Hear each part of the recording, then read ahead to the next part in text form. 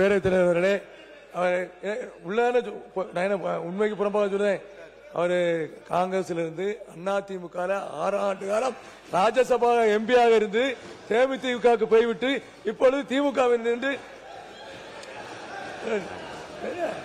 திமுக இருந்து கொண்டு இப்பொழுது பேசிக் கொண்டிருக்கிறார். ஆக என்ன உறுப்பினர் உட்காருங்க. உறுப்பினர் தலவாசி உட்காருங்க. வேண்டாம் தேவையில்லாத விவரங்களுக்கு போக வேண்டாம். தேவையில்லாத விவரங்களுக்கு முடிஞ்சிச்சு, விடுங்க, உட்காருங்க. நீங்க மாண்பு உறுப்பினர் கே என் நேரு அவர்கள், மாண்பு உறுப்பினர் கே என் நேரு அவர்கள் உட்காருங்க. மாண்பு பேரவைத் தலைவர் அவர்களே, தேவையற்ற உறுப்பினர் உட்காருங்க. தம்பி உட்காரியா?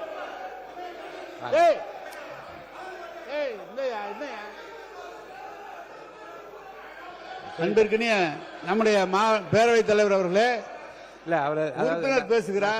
சொல்லிட்டேன். உறுப்பினர் பேசும்போது சம்பந்தப்பட்ட அமைச்சர்களோ அவை முன்னவரோ பேசலாம். இவருக்கு நீங்க தேவையில்லாம் ஒரே கிளாரிபிகேஷன் நினைச்சேன். இல்ல நான் வந்து அந்த கிளாரிபிகேஷன் பாயிண்ட் ஆஃப் ஆர்டர் நினைச்சேன். இது கிளாரிபிகேஷன் இல்ல, பாயிண்ட் ஆஃப் ஆர்டர் இல்ல. போதும். தலவாய் சுந்தரத்துக்கும் இதுக்கு என்ன பிரச்சனை? அவரை ஏன் கொடுக்குறீங்க? அப்ப எங்களுக்கு கொடுங்க, நாங்களும் பேசிக்குவோம். மாண்பு உறுப்பினர், அது நானே சொல்லிட்டேனே. நானே அதை விளக்கம் சொல்லிட்டேன். தேவையற்றது.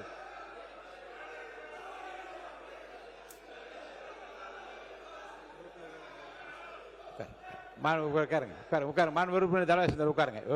மாண்பு உறுப்பினர் ஏ வேலு அவர்கள். மாண்புமிகு பேரவைத் தலைவர்களே, உங்களுடைய செயலுக்கு நாங்கள் எப்பொழுதும் உள்நோக்கம் கற்பிக்க முடியாது. ஏன்னா இந்த அவையை பொறுத்தளவுக்கு முழு அதிகாரம் படைத்தவர், அதில் உங்களுக்கு மாற்று கருத்து அல்ல. எங்களுடைய உறுப்பினர்கள் பேசுகிற பொழுது தலவாய் சுந்தரம் என்று ஏதாவது ஒரு பெயரை அவர் குறிப்பிட்டிருப்பார்கள், அவர் வந்து என்ன சொல்றீங்களா அவர் கேட்கறதுக்கு ஒரு வாய்ப்பு இல்ல. நானே கிளாரிபிகேஷன் தான் கேட்கறான்னு சொல்றேன். அவர் விவரமா பேசக்கூடிய கிளாரிபிகேஷன் கேட்கிறாரு அப்படின்னு தான் நான் அவர் அலோவ் பண்ண. நான் அவரது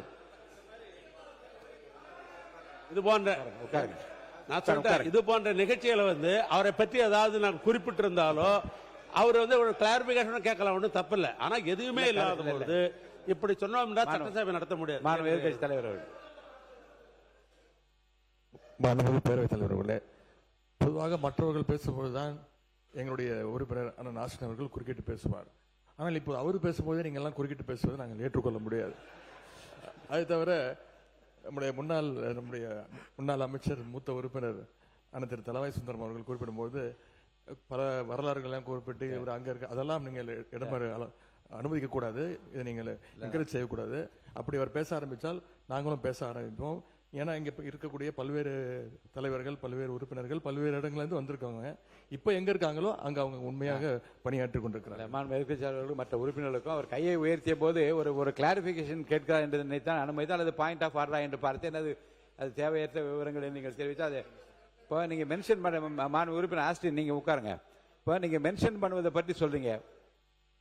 அவையில் கேள்வி நேரம் இல்லாத போதும் கவன ஈர்ப்பு தீர்மானங்கள் எடுத்துக்கொள்ளப்படாத போதும் நான் என்ன நினைத்தேன் என்றால், நிறைய உறுப்பினர்கள் புதிதாக வந்தவர்கள், ஏற்கனவே இருந்தவர்களுக்கு இந்த கூட்டத்தொடர் முடிவதற்குள்ளாக நாமும் சட்டசபையில் மக்களுடைய கருத்துக்களை பேச வேண்டுமே என்கின்ற அந்த விருப்பத்தின் அடிப்படையில் அவர்களுக்கெல்லாம் ஒரு வாய்ப்பு தர வேண்டும் என்றுதான் வினாக்கள் விட இல்லாத நேரத்திலும் இந்த கவன ஈர்ப்பு இல்லாத நேரத்தில் நான் வந்து மென்ஷன் பண்ணுங்க, பதிவு செய்யுங்கள் என்று உங்கள் தொகுதி பிரச்சனைக்காக தான் நான் அனுமதித்தேன்.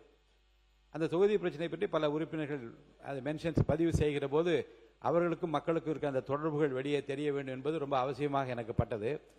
ஆனால் அதுவே எந்த அளவுக்கு கொண்டு போய் நிறுத்தி இருக்கிறது என்றால், ஏதோ அமைச்சர்களுக்கு பதில் சொல்ல தெரியவில்லை என்பது போன்ற தோற்றத்தையோ அல்லது பதிலே வரவில்லை என்கின்ற அந்த எண்ணத்தை ஏற்படுத்தி அமையுமானால் நீங்களே யோசிக்க வேண்டும். நான் ஜனநாயக பூர்வமாக உங்கள் கருத்துக்களை சொல்வதற்கு மாண்புமிகு அமைச்சர் அவர்கள் பதில் கிடைத்த பிறகுதான் நான் அனுமதிக்க வேண்டும். அதுதான் வந்து விதி. ஆனால் அதை ஏன் அனுமதித்தேன் என்றால், ஒருவேளை சில அமைச்சர் இப்போ பதிலும் சொன்னார்கள். நீர்வளத்துறை அமைச்சர் 3 வினாக்களுக்கு நேற்றே பதிலளித்தார்கள். இப்போது நம்முடைய தொழிலாளர் துறை அமைச்சர், சுற்றுச்சூழல் அமைச்சர் பதிலளித்தார். இப்படி வாய்ப்பு இருந்தால் உடனே பதிலளிக்கின்றார்கள். பதில் சொல்ல முடியாத ஒரு அரசாங்கம் இந்த அரசாங்கம் அல்ல என்பதை நீங்கள் மனதில் வைத்துக் பதில் தெரியும். ஆனாலும் காலதாமதம் இல்லாமல் அதை தர வேண்டும் என்று நான் வலியுறுத்தி கொண்டிருக்கிறேன். காலதாமதம் இல்லாமல் பதில் வருகின்ற வினாக்களுக்கு மட்டும்தான் வியாழக்கிழமையிலிருந்து வினாக்கள் விடைகள் நேரம் மட்டும்தான் நடைபெறும். குறைந்தபட்சம் ஒரு 5 வினாக்களுக்கு குறையாமல் எடுத்துக்கொள்வேன். அப்படி எடுத்துக்கொள்கிற போது பதிலை பெற்று அதிலே துணை வினாக்கள் என்று நீங்கள் கேள்வி கேட்கலாம். அந்த வினாக்களை ஒட்டி உங்களுக்கு அனைவருக்கும் எவ்வளவு பேருக்கு வாய்ப்பு தர முடியுமோ அதை அனுமதிப்பதாக இருக்கின்றேன். அந்த வகையில் இந்த மாண்பு அமைச்சர் ஆசின் அவர்கள் இந்த பதில் சொல்வதை பற்றி அந்த குறிப்பு மாண்பு உறுப்பினர் நீங்கள் சொல்லி அந்த கருத்து தேவையற்றது என்று நான் கருதுகிறேன். தொடர்ந்து பேசலாம்.